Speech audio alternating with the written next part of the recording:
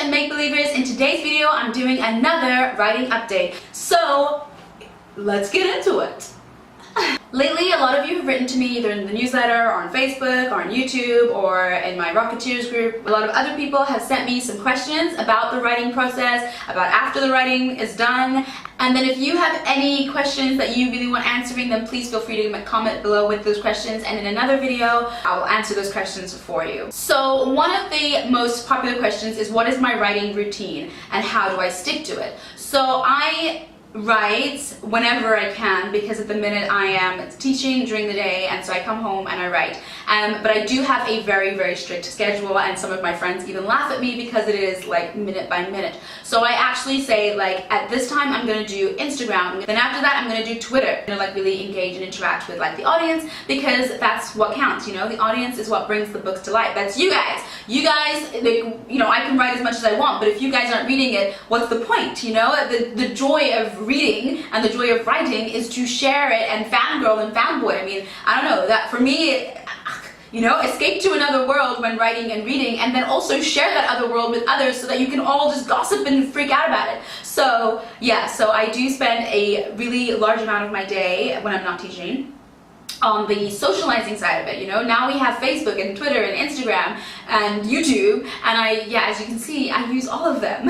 So I do all of that, and then I don't end my routine, because I find if I end my routine with writing, it takes me forever. So then probably between, say, going on Goodreads and doing all that social stuff, then I'll probably spend an hour writing. But what I do is say that my word count a day is like 1,000 words a day. I have to write 1,000 words a day, which is pretty good, because within a month you've written 30,000 words, and more often than not you say 1,000 words a day, but then you just get so caught up in it that you look and you've written like 3 days worth, or you've written like 1,000 something. So you always, I find that for me, that I'm always ahead of my schedule anyway. So it's really good.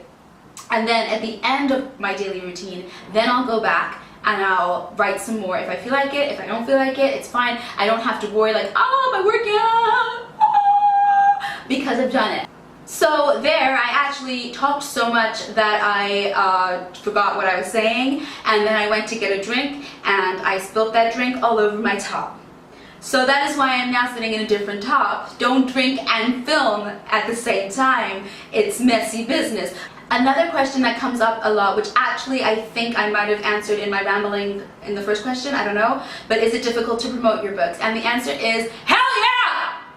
It is so difficult to promote your book. That's why I am now doing 2 marketing courses, because you kind of like, yay, woo, I wrote a book. And then you're like, now what? How do I do this? How do I interact with this outside universe? And then that's what I was saying, that's the beauty of social media. There are so many ways to interact with the outside universe, but of course, promoting your book is very different to socializing. So I like to socialize with readers because I love to read, and I like to fangirl and fanboy about books and stuff that I read.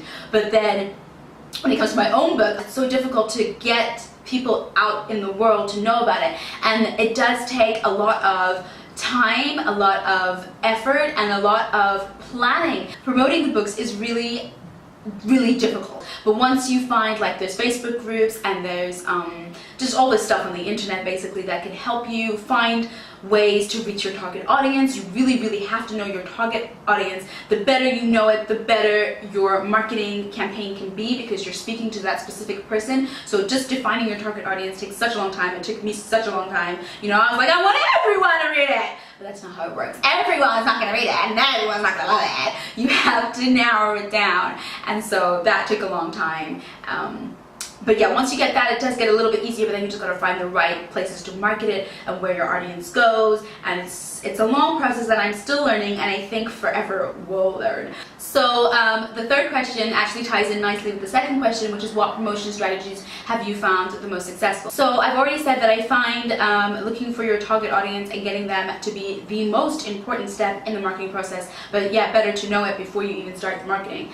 And then I find, like, I'm gonna give a little shout out to John McCrae Crave. Genre Crave is run by Rebecca Hamilton. She is a New York Times, New York Times best-selling author. She's really, really great, but she also does indie promotions. She does promotions for indie authors because she's an indie author herself. She knows how difficult it is, and she's kind of like, she's stuck in the hours. She's done a lot of the grunt work that a lot of indie authors start out having to do. She's done it all, and she's got that audience, and she's got those people, and she has those lists of like genres, you know, who likes mystery, who likes thriller, who likes fantasy, who likes YA, who likes romance, and she does everything, and then she offers promotions, and she targets them to that audience that you want to get to. So that, I find that Genre Crave is just exceptional. Another popular one is BookBub. They, I mean, they're tricky to get featured on because they're very selective, but I think that's good. So yeah, I think BookBub is so useful. So anyone out there, you know, look at Genre Crave, look at BookBub if you're trying to write and promote your book. Also, I think that just connecting with like book bloggers and booktubers, you know, get them to read your book, get them to give feedback on it, you know, whatever you can do to just get it out there to the masses. So yeah, really collaborating with other authors, sharing newsletters and all that stuff, it's really great. If you want to know more about newsletters, then, you know, ask me that and I'll get into that later. The fourth question is, have you had any setbacks, and how do you continue when it gets difficult? Now that is such a good question. Okay, so I published At Water's Edge in 2015, but I started writing it in 2014, and I had it simmering in my mind for ages. So I really had to make a conscious decision. I had to be so aware, and I was like, enough. I actually changed my whole wardrobe. I mean, okay, not my whole wardrobe, but I changed a lot of stuff in my wardrobe. I changed how I carried myself. I changed how I saw myself. Now, I can't remember, I think it's Wayne Dyer, I'll get the name, but he says, you know, if you change the way you look at things, the things you look at change, and it's so true. Like, everything you see in your life is your perception of it. So you can see something as really negative, but if you just change it, you can see it as positive. So a really good example is the other day. So like I say, I've been doing these marketing courses for a while now. I've tried a lot of strategies, I've implemented a lot of things, and I've seen a lot of improvement. Like, they definitely work.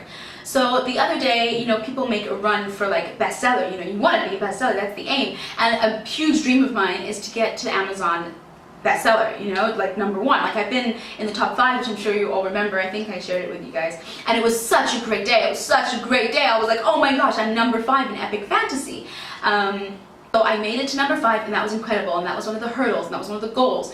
But of course, the dream, the top of the mountain, is to get to #1. And so, you know, I put all this stuff in place, and I put money into advertising, and I really put myself out there. And the other day, I was like, that's it, I've done it, I've done everything I need to do, and I'm gonna be #1 in epic fantasy, or I'm gonna be like #1 in mysteries and thrillers, because it's a bit of a thriller, fast-paced fantasy, whatever. I was like, I'm gonna make it to #1 in one of the categories that my book is like involved in.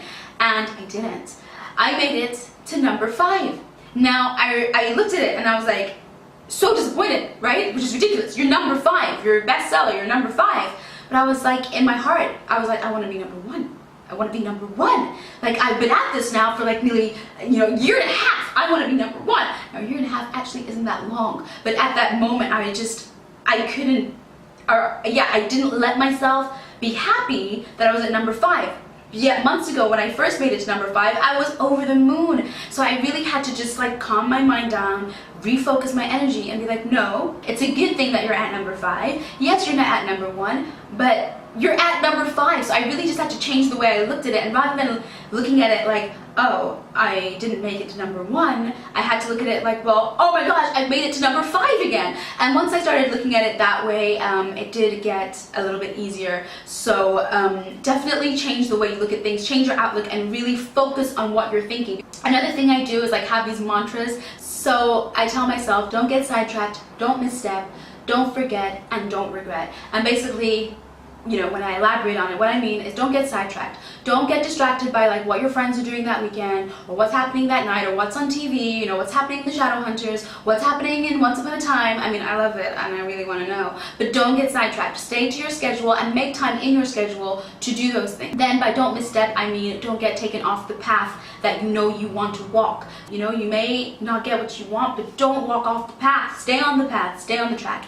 And then don't forget. So don't forget, I basically mean the same sort of thing. Don't forget what you're doing it for. Don't forget why you're doing it and what you want to achieve. Don't forget what you're aiming for. And then the last one is pretty self-explanatory. Don't regret. So don't regret. Don't not do it. Don't give up and then regret and wonder what if. It's just a horrible way to live. So don't do it. Don't do it.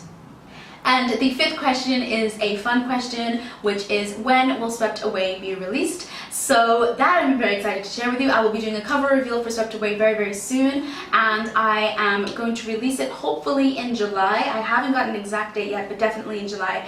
Tentative date is 18th to 20th of July. If you would like an ARC of the book, it is an advanced review copy, which means you get an advanced copy before it's released in exchange for a review on release day. So if you would like one of those, then do comment below, message me, whatever, so that I will get your address. It will be a paperback copy, because I think paperback's more fun, but obviously you have to have read books 1 and book 2. But if you are serious about doing it, then I will happily send you ebook copies of books 1 and 2 so you can read those before you read Swept Away, and then you can review Swept Away on the day. So I should say that this offer is limited to the first 20 people that let me know if they want a ARC of it, a paperback ARC. I mean, I am happy to send ebook ARCs out to anybody who wants it, but if you want a paperback ARC, then this is limited to the first 20 people, so do get in touch with me pretty soon, so that I can put you on the list and that you will be sent your paperback copy of Swept Away a month or just over a month before it releases. So that is all today, and if you guys want any more information of what I've already said, or if you want me to answer any other questions, then please do comment below and let me know what those are, and then if, you know, I will choose the most popular ones. I would like to do more than 5 questions in a video, but I'll have to work on how much I babble. But if I can stop talking so much, then hopefully next time I'll get to more questions. And until next time, I'll see you. Bye!